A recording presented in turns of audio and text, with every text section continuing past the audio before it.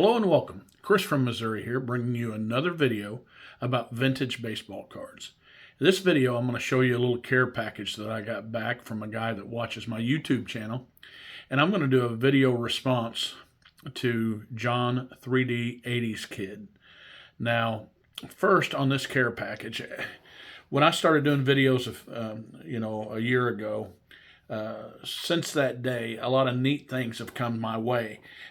Friendships with other YouTubers have been great and one of the best things. But another thing that is really cool is I've become friends with non-YouTubers or build my relationships with people that were friends, make it a little bit stronger, knowing that we have something in common. And it's really neat. And I became friends with a guy named Barney. Now, Barney, I don't know how old he is. I think he's older than me if you listen to him talk, because he tells me that.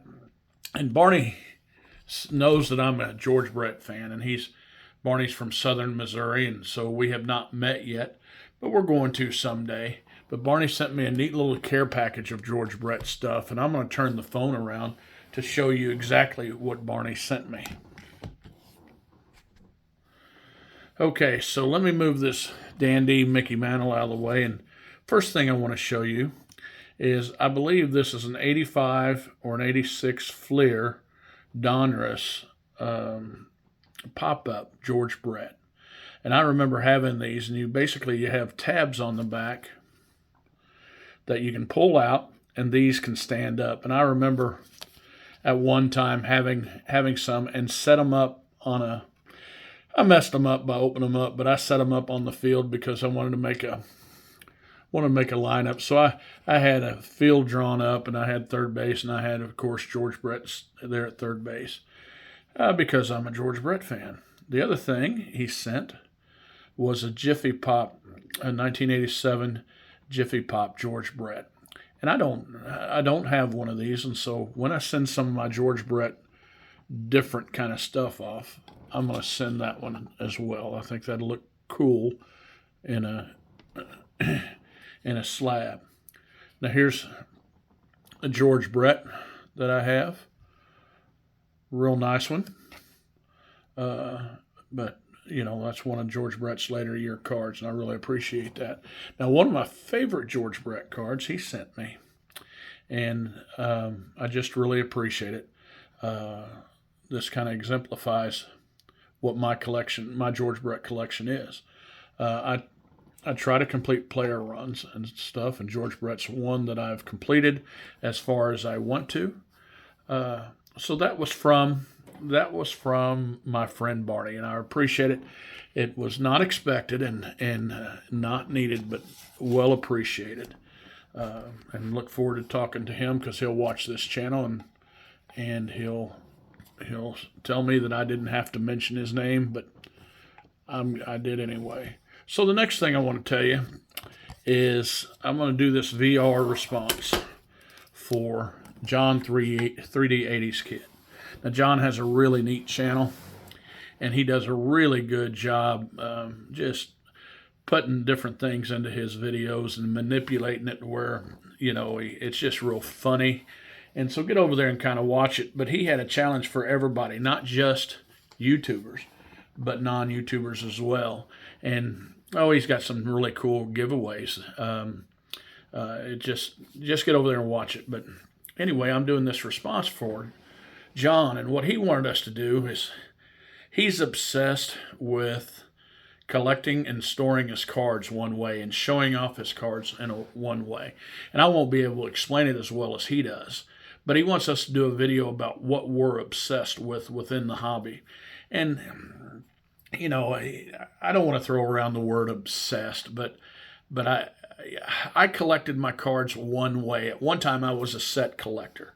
And so I collected them within years. But before that, when I was a young kid and didn't have a whole lot of cards, I collected them with teams. For instance, if it had an Orioles on, if it was an Orioles card, I would put it with a group of Orioles, put it in a rubber band, wrap it up, and set it in my suitcase.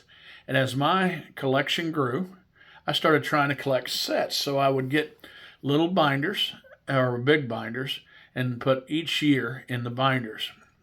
And it got to where it looked like I was collecting binders, not collecting cards. So I nixed that idea, and it was hard to do.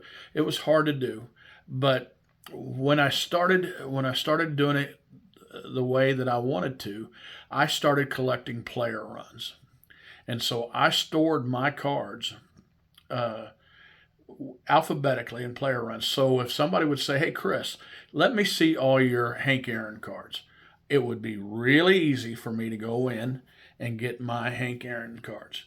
Well, I was kind of influenced, and I always tell people, don't be influenced by any way. Do things your own way. But I was listening to John Keating and Mike Moynihan, and they store theirs by years and by numbers of the cards, which is kind of how I believe they're supposed to be stored. I do.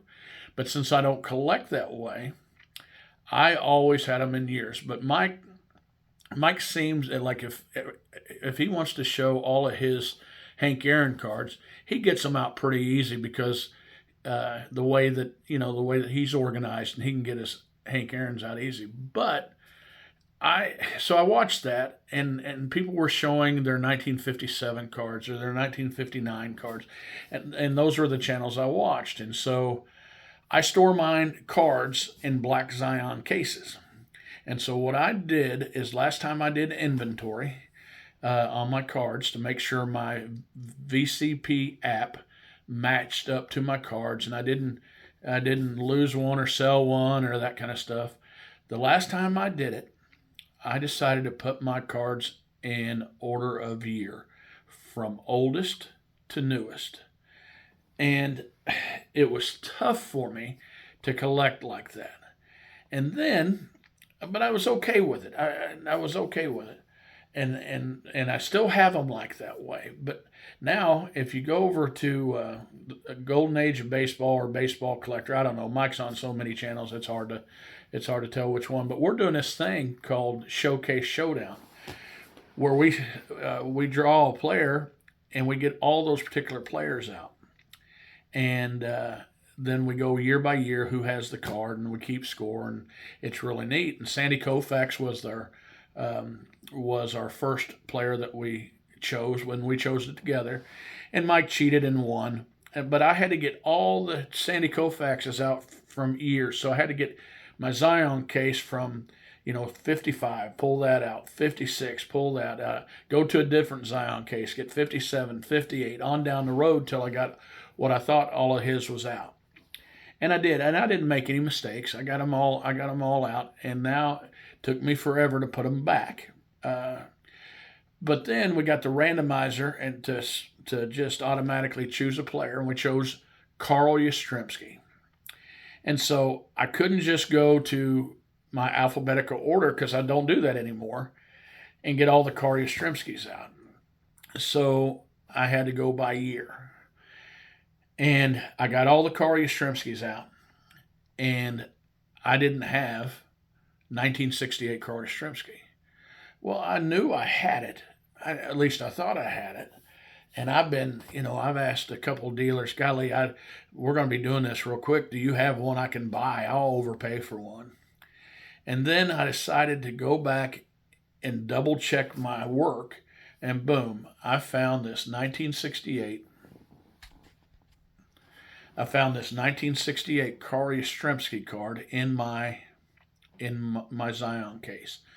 Now, I'm going to go back as soon as I redo orders, because I am a baseball card collector who collects player runs. That's my favorite thing to do.